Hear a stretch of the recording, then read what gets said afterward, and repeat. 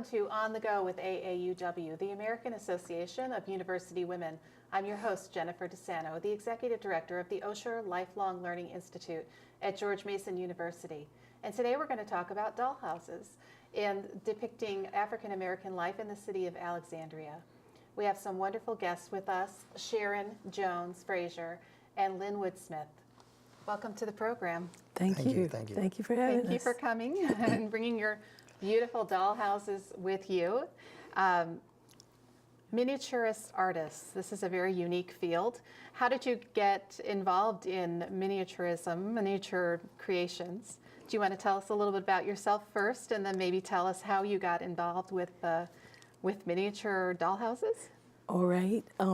Well, I'm a retired public health nurse from the city of Alexandria, but as a child, I did have an old tin dollhouse, and then when I grew up, I started liking them again. I met some people into miniatures, and we can talk about it later, but I really enjoyed what I saw, and it was a good hobby. It became a hobby that helped me as I did my work and everything. It's a nice, relaxing, fun thing to get into, and yes. something from childhood that spurred you on. It did. That was the beginning. And Linwood, did Sharon get you into making miniature dollhouses? Yes, she did. How did that come to be? I did antique trunks. I got hurt on the job, and so I retired on disability. And I would keep my mind off the pain. I would do projects for the children around the neighborhood, and I do the antique trunks. And she came to the house one day with a dollhouse kit and asked me to put it together. And so that And the rest started, is history. Yeah, the rest is history. So you were already doing large trunks. Right. Yeah. And then, so she knew you had some skills, and she came over and Yeah, asked me to put that dollhouse together, which I didn't want to do. You didn't want to do it. No. But you did. Then Yeah. what kept you going? And then right after I realized she was really into this, then I started giving her presents of birthdays and Christmas presents of dollhouses that I built. And I started off that way. The doctor's office, I gave her that, and the church, and the stone house. She kept pestering me about a stone house. I'd like to have a stone house. So I went all around Alexandria, where we went to school and playgrounds and stuff, and gathered up rocks and made her a stone house. So you've been longtime residents of Alexandria. Your families have lived there for quite some time. That's right. Yes. And most of these dollhouses are replicas of buildings in Alexandria, in and around Alexandria. Right, and most of them are still there. The buildings are still there. They're just different purposes now. Yeah, the buildings are still there, but there may be some other business. Private homes and stuff like that. And Yes. private homes, yeah. Well, let's see. You folks have had your dollhouses on display at the local museum. You've exhibited at the Black History Museum in Alexandria, and I think you just closed your presentation there, or your exhibit. But you'd been there years prior. This is what, the third exhibition? That's correct. Yeah. We first exhibited when the director saw our houses that we displayed at our church during Black History Month, and she saw some of them, and she asked if we would like to display at the Alexandria Black History. And the first time we displayed was when President Obama, his first election in 2008. Then we displayed again in 2012, his second time. And this third time, 2018. And we So just it was closed. 10 years after the original one. That's right. Yeah, That's and right. you've got buildings from Alexandria that you've created into dollhouses, but you also have some replicas from Virginia, places in Virginia, the schoolhouse. That's right. Okay. And we had the Lincoln bedroom at the White House. Okay, the Lincoln bedroom. Right, and then Obama's house in Chicago. Yeah. Yeah. The Christmas, they're having Right, Christmas Christmas in in that Chicago. display. And, so there's some historic references too to the Buffalo Soldiers. Can you tell us about the Buffalo Soldiers? Yes. Well, I asked Linwood just to make a log cabin. And then when we got into, we decided, well, this is going to be historical, I found a statue of a buffalo soldier, and I said, well, let's just make this the buffalo soldier coming home to his family. And buffalo soldiers came about after the Civil War. They were sent out west initially, Fort Leavenworth, Kansas, to work on the frontier, to work with the Native American population, work with. The Native Americans saw these black soldiers, they were black soldiers, and they saw the color of their skin, is what we're told, their hair, their thick hair, and they wore thick coats, and they were tough. And they said they remind them of the buffalo soldiers, so that's how they got that name. Yeah. And the buffalo soldiers, they're in other organizations, motorcycle groups. There's still units, I think, in the military that carry that name. So they've been around. They've been around. You wanted to honor them. And We wanted to honor them. yes. And they are 2 cabins in Alexandria behind Hammond Middle School. There's a lot back there that someone has put 2 log cabins on it. Oh. And I think they might be for guest houses, but it's a huge lot, and the house sits way back. But I've noticed that whether they're still there, I haven't gone past there for a while, but they made 2 log cabins back there, so it's still, you know, representative for Alexandria. Yeah, people can go and check those out. Yeah. So when you did your displays at the museum, how many weeks were they on display? The most recent one, and who came to see your dollhouses? Well, we started the end of June, and we just completed it at this month, January, June 2018 to January 2019. And we had people from all over the world. We were amazed. There were people from China, from Australia, England, besides Alexandria and states around the country. And what really made Linwood and made us really happy was we had a lady from India, originally from India, and she saw the houses and she saw this black history, and she said, this is the first time I've ever seen the black history portrayed so positively in this museum. And that really meant a lot to us because we wanted that to happen. But also, not just us, but all cultures have related to our miniatures, even though it's our town. But everybody, they see things, they said, this is like when I grew up. So no matter where they came from. It's very positive and really a splendid memory for you all, because this is what you witnessed when you were growing up. These are the places and the people that were from your childhood, from your lives. Right. And in your displays, you have actual people that you know that you've included their images in the displays. Do you want to talk about the different people in the displays? Well, in all of them, they all relate to whatever house we're doing. Just like in the library, for instance. Oh, and we have, this is the library right here. And we're going to have a screenshot of that too, so that our audience can see it more closely. But to tell you about everyone, the library just happens to be one that's featured, and the librarian is still living. She's in her 90s. But also, we found out when we were doing it that Linwood's mother also worked in the library for a time as a librarian. So that meant a lot. That's very nice. Yes. The library, I'm going to go back to the people that you know and how they're depicted in all of the different dollhouses. But since we're talking about the library, tell us the history of the library and how it came to be. Or Linwood, let's have Linwood weigh in. That's good. Okay. Well, it was a sit-in in 38. Lawyer Tucker wanted to go to the White Library, and they came, and, you know, they said they couldn't, and they had a sit-in, and after that, the city told them that they put them on trial, and they found them that they weren't guilty of anything, but they couldn't go there unless they were citizens. And so once they proved that they were citizens, they had to give them library cards, but they didn't give them a library card until they made a black library. And so then after they made the black library, and the saying is that Lawyer Tucker never stepped foot in that library because he wanted to go to the integrated library. So he never stepped foot in the library. Oh, he didn't. That wasn't his goal. Right. His goal was integration. Integration. Right. Yes, yes. That's fascinating, and not a story well known in our No, community. no. Yeah, so you're educating people about the history of our area, and the struggles that people put themselves through to get some basic things. Right.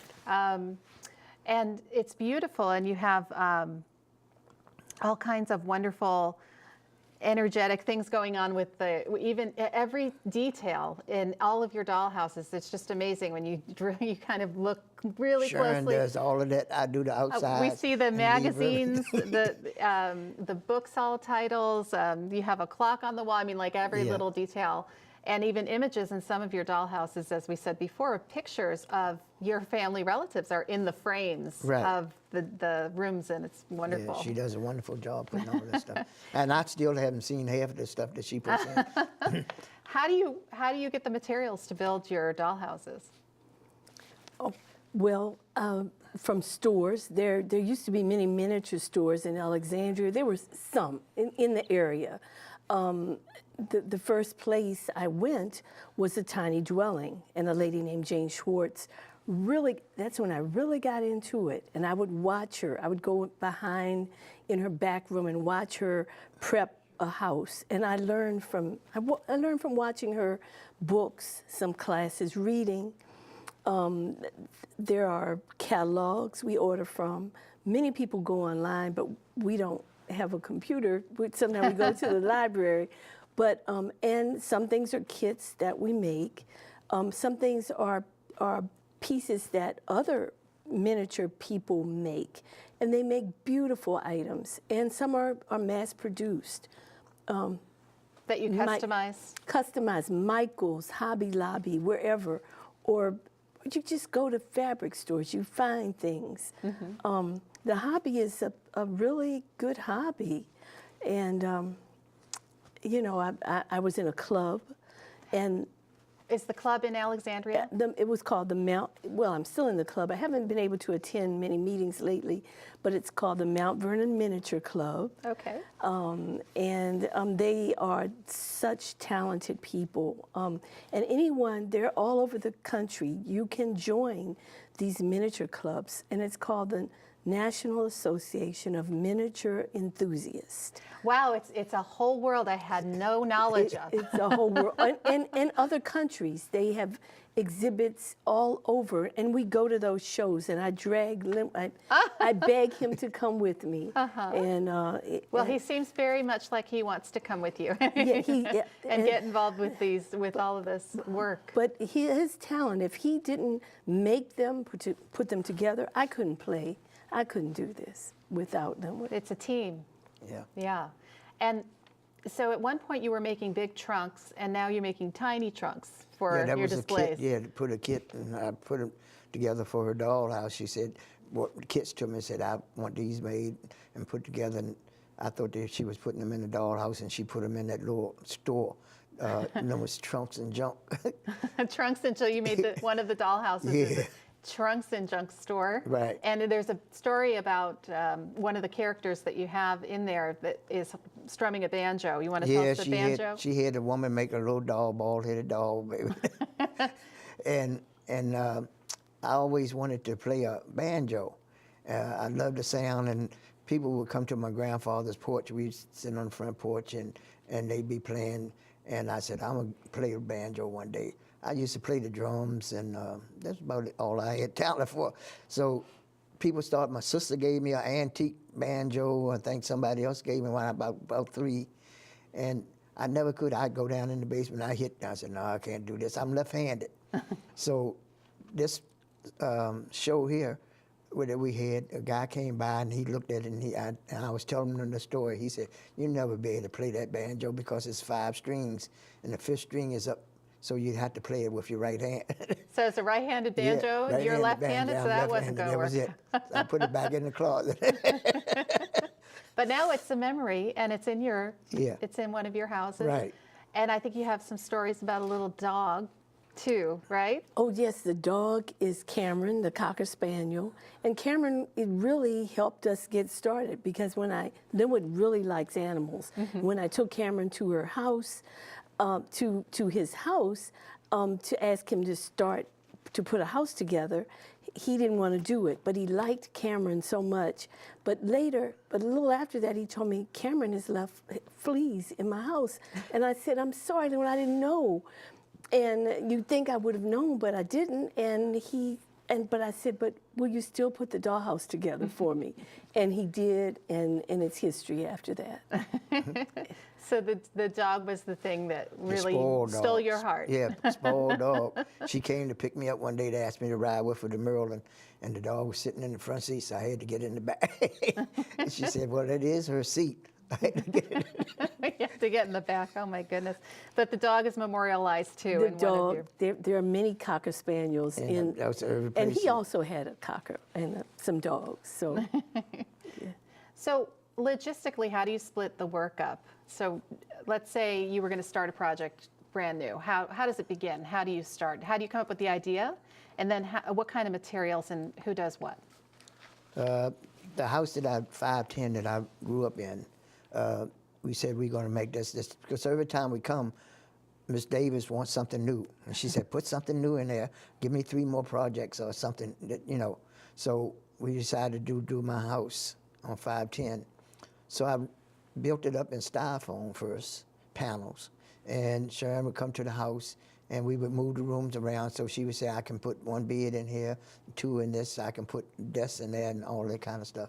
And then after she gets it, then I'll make it out of wood, and I turn it over to her after that, and she puts all the insides. Okay. And you do all the decorating? I do. Linwood, like with his house, he told me exactly what he wanted, even down to the shades on the windows. He told me, Sharon, now I have to have shades. And I thought, well, that's just one more thing I've got to try to make. And he said, and I don't want them to be pulled evenly across on each window. Just, you know, like a real house, you put it at a certain level. I said, okay, Linwood. And I did what he asked. Yeah. That's just a little Takes thing. a lot of communication. Yeah, and some people came by and said, oh, yes, they look like it's real. Our shades in our house were never even. Somebody would always pull one down Just a little bit. off.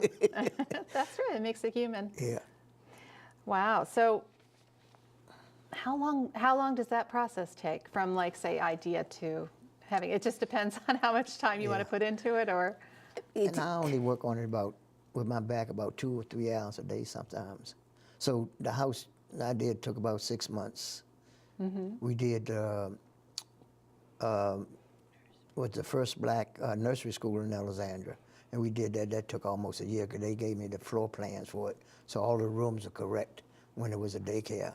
Mm-hmm. And it was for the workers that worked for the Defense Department down at the torpedo plant and the Ford Landing. Mm-hmm. And so after that, it became the American Legion, and they had it in the library now, and we donated it to the library. Oh, very nice. Yeah. Do you donate other houses? Have you donated others? Are they all stored up in your home? All the dollhouses, are they in your house now, yes. other than the one that you donated? They're stored right now, but we will take them a few, like to clubs, churches, places when people request, just a few. Mm-hmm. Let's go through. I just want to talk about the Thanksgiving dinner house and the thought behind that. So there was a woman in Alexandria who would make Thanksgiving dinners and pies and things like that. Yeah, on Saturdays. On Saturdays. Saturdays, yeah. Let's We hear call about it her Mrs. story. Carter's house. Oh, okay. And it's in a part of Alexandria called Colored Rosemount. And it's on West Street across from the Metro Center, and the house is still there. Mm-hmm. But on Saturdays, she sold chicken and children dinners and made pies and pastries and stuff. And often, maybe once a month or so, my mother would send me from, I guess, about 10 or 12 blocks away to go up there to get her dinner or whatever she wanted. And I had to pass through everybody's territory to get there. And so, but she did wonderful. People would come all over, and people said, when they saw it, people came in and saw it. She said, oh, yes, that's how she paid for her house, by selling dinners on Saturdays. That's how a lot of folks, you know, made a living, too, because with the boarding house, that was Right. another. Tell us about the boarding house, and these are also very specific to African American life during certain eras, certain times, and we're talking maybe during segregation, and so how there was a need for lodgers, right. And to stay when they would travel through Alexandria, And you've got one dollhouse that's just a lodging, the baker. He's the baker, and he's got some lodging. Right, they called him Baker Jackson. What happened back in 1927, I believe, there was a black hotel in Alexandria, but it was destroyed by a tornado. We didn't know that, we weren't born, but we learned of this from Audrey, the director. And after that time, blacks had no place to stay if they came to visit or for a function or to get a job. So people open up their homes, word of mouth as far as we know. And Miss Jones has a place, go to her house, and she'll rent a room to you. And so this happened, and Baker Jackson, he had rooms, and he also had the bakery, which I went there too as a little girl. Yeah. But my grandmother rented, Linwood's grandfather rented, and many people did that. And many people, like at Miss Carter's, many people sold food things on the weekend, food products, like the hot roll lady. There was a lady that was famous for hot rolls, or the cakes. So that was a way of making some money and living and surviving. Yeah. And it's wonderful that these stories are not lost, because you've got this wonderful way, this approachable way to tell those stories, and that everyone can really relate to. It's fantastic. We have a few more minutes, and I just wondered, what do you think you're going to do for the future? I really think what you have here is something really extraordinary and special. I would love to see this. You know, have you been approached perhaps by other museums or bringing this exhibit out nationally at all? Have you thought about that? Or maybe even just locally to schoolhouses, you know, to do a display of that kind? It takes so long to put it takes together. a long time. Yeah. Yeah. And Audrey, the director, already said, think about 2 years from now. To do another? And she already telling us what she wants is a swimming pool, Johnson Pool, where it wasn't a black swimming pool back when we were coming up. And people would go down by the power plant on the north side of the river, children, and swim. And they even had a raft or whatever. They went out there, two brothers, and the undertow took one of them, and the other one went in after them. So then the people got together, and and they built a black swimming pool called Johnson Pool, named after them. Oh, very So good. they want us to try to create that. And Miss Blue's drugstore, there was a drugstore in there that we wanted to do. We'll look forward to seeing that exhibit at the Black History Museum in Alexandria in a few months, or a few years, 2 more years. Yeah, 2 more years. And you'll be probably come up with some new ideas and sharing your stories along the way. Yes. Yes. Before we leave, I want to look at your little statues, your mini statues that we have over here. And I don't know, we'll probably get a close-up on them at some point. But these are replicas of yourselves that you had cast from on a 3D printer. How did that come to be, and where did you get that done? Well, I read about 3D printing, and I was really amazed about it, and I thought, well, let's try it. And we went to New York City to a place there, and there are different places in the country. And some of our other miniature people have done the same thing. It was in a magazine. So you stood in a booth, they took your entire body, and the statues are what you see. And it's a mini amazing. Sharon and a mini Linwood, all the way down to your sneakers. Yes. A lot of people come in and say, that's creepy. They're I was telling little children that and we had them in the house, and I said, every night we put him in the kitchen, and every morning we come back and he's in the living room. Yeah, it's like Elf on a Shelf, only it's Linwood in the kitchen. right. Yeah. It's really fun. I love the idea. It's something that other people can get involved in, and it doesn't take too much effort to, get started with it, which is really a great hobby to have. Would you say go out and just get a starter kit for, say, someone brand new wanting to explore this? That's a good way to do it. Hobby Lobby. Hobby Lobby. Hobby or Lobby all houses sells already them, done. or go online, or contact NAME, and they will put you in touch with a club. The people in these clubs, you cannot imagine. This is our hobby and it tells about our story, but everybody in it has a story or something that they do, from castles to cabins. And it's and there are people that make the most fantastic things that you ever want to see, and it takes your mind, gives you another time, another thing to do with your time in your life when things are kind of bad. This is a good hobby you can get into. Yeah, and it's something to do with your hands, and you can still be creative even though maybe you can't lift some heavy, equipment anymore. But you can lift this equipment. You can work on it with your hands, and kind of however your imagination will take you. You can do all kinds of fancy things or just simple things. So, but we just thank God that He's allowed us to do this. yeah. Well, on that note, we can talk one last thing about the St. Joseph's Church. Oh, okay. And this is your church, or you guys congregate and met, perhaps? Is that where you met, or did you grow up together? We went to high school together. Uh-huh.